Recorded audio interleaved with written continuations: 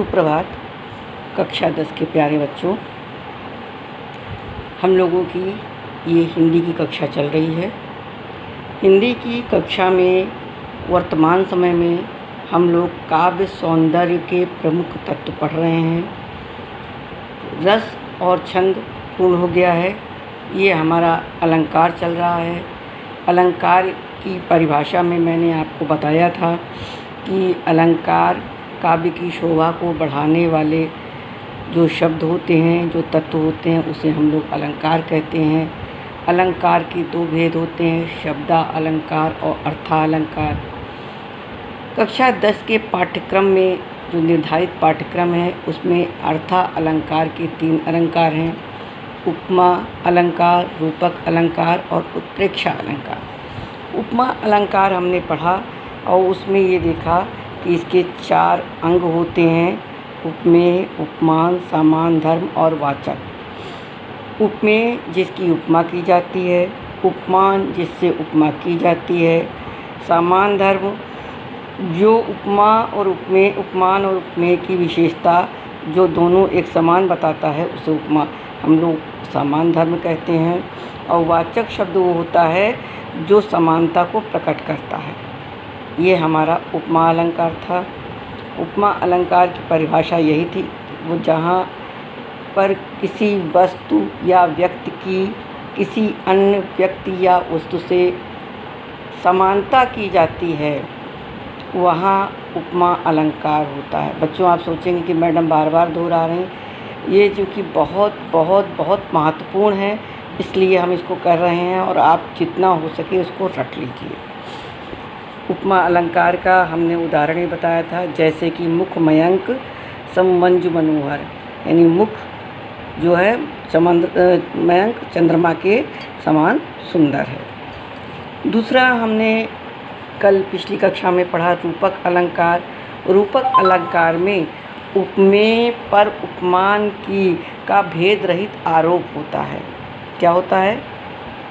उपमा में समानता होती है, उपमेय में उपमान की, और ये रूपक अलंकार में भेद रहित आरोप होता है। उपमेय में उपमान का भेद रहित आरोप होता है, अर्थात कोई भिन्नता नहीं होती है या प्रदर्शित नहीं की जाती है, वहाँ पर रूपक अलंकार होता है। रूपक अलंकार का भी उदाहरण बताया था, चरण कमल बंदो हरि राई, यानी हम ईश्वर के चरण कमलों की वंदना करते हैं, यानी उसमें चरण और कमल में भेद रहित आरोप है, कोई भेद नहीं, कोई भिन्नता प्रदर्शित नहीं हो रही है। आज हम उसी क्रम में उत्प्रेक्षा अलंकार पढ़ेंगे, जो बहुत ही महत्वपूर्ण ये भी है। उत्प्रेक्षा अलंकार में इसकी परिभाषा पहले आप देखिए, जहाँ उपमेय में उपमान की संभावना की जाती है। तीनों में अंतर है, पहले में समानता की जाती है, दूसरे में भेद रहित आरोप होता है। इसमें क्या की जाती है? उपमेय में उपमान की समानता की जाती है, वहाँ उत्प्रेक्षा अलंकार होता है। क्या चीज़? जहाँ उपमेय, उपमेय क्या है?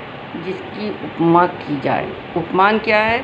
जिससे उपमा की जाए। दोनों चीज़ें समझ लीजिए, उपमेय जिसकी उपमा की जाए, उपमान जिससे उपमा, जिससे और जिसके। आपको एक लग रहा होगा, लेकिन फिर से सुनिए, उपमेय जिसकी की बाद में है, उपमा की जाए, और उपमान जिससे उपमा की जाए, ये है। तो उत्प्रेक्षा अलंकार में कहा, जहाँ उपमेय में उपमान की संभावना व्यक्त की जाती है, वहाँ उत्प्रेक्षा अलंकार होता है। उत्प्रेक्षा अलंकार को व्यक्त करने के लिए मनु, मानो, मनो, जनु, जानो, जनो आदि वाचक शब्दों का प्रयोग किया जाता है। आपने वाचक शब्द रूपक अलंकार में नहीं देखा होगा, लेकिन उपमा अलंकार में देखा होगा, सम, समान, इव आदि। और इसमें क्या है? मनु, मानो, मनो, जनु, जानो, जनो, जानो आदि शब्दों, वाचक शब्दों का प्रयोग किया जाता है, वहाँ उत्प्रेक्षा अलंकार होता है। इसका एक उदाहरण भी हम देखते हैं, सोहत ओढ़े पीत पटु श्याम सलोने गात, मनो नीलमणि शैल पर आतप पड़ो प्रभात। इसका अर्थ क्या है कि सोहत ओढ़े पीत पटु श्याम सलोने गात, यानी सांवले रंग के शरीर पर कृष्ण भगवान ने जो पीले रंग का वस्त्र पहन रखा है वो उसी प्रकार से सुशोभित हो रहा है कि मानो कि नीलमणि पर्वत के ऊपर प्रातः काल की किरणें पड़ रही हैं। अब इसमें देखिए, इसमें एक एक लाइन है अलग अलग, इसके बाद इसका स्पष्टीकरण देख लीजिए। उपयुक्त उदाहरण में श्री कृष्ण के सांवले शरीर को उपमेय और नीलमणि पर्वत को उपमान, यानी उसी से उपमा की गई है, तुलना की गई है, संभावना व्यक्त की गई है जो। और पीत पटु पीले रंग का जो वस्त्र है वो उपमेय है, और प्रभात की जो धूप है, प्रातःकाल की जो धूप है, वो उपमान की संभावना इसमें की गई है। अतः यहाँ पर उत्प्रेक्षा अलंकार है। बच्चों, कल फिर से इसको हम लोग देखेंगे और इन सब में अंतर समझेंगे। इसको आप लोग अपनी कॉपी में भली भांति लिख करके और याद कर लीजिएगा